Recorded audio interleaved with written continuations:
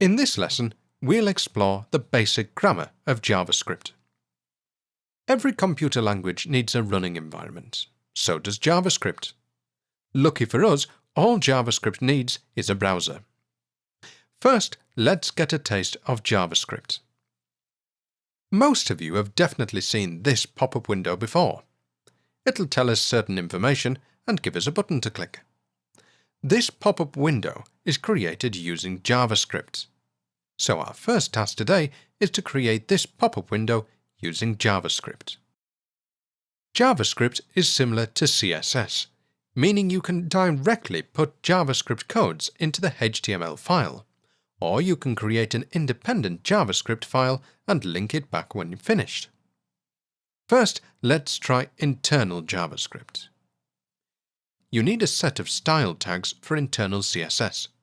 Likewise, you need a set of script tags for internal JavaScript. But the next question is, where should we put the script tag? The best location is at the very bottom of the body tag, directly above the ending body tag.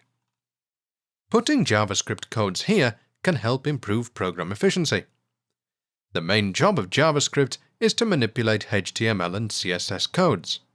Therefore, when the JavaScript codes are being executed, all related HTML and CSS must have already been loaded. We have a dedicated thing for that test. It'll hold the JavaScript codes from being executed until everything's ready. But if we put the JavaScript codes at the very end, behind all HTML and CSS codes, then by the time the JavaScript codes are being executed, everything is already ready. The test can therefore be saved, one less function to run, and more system resources can be saved.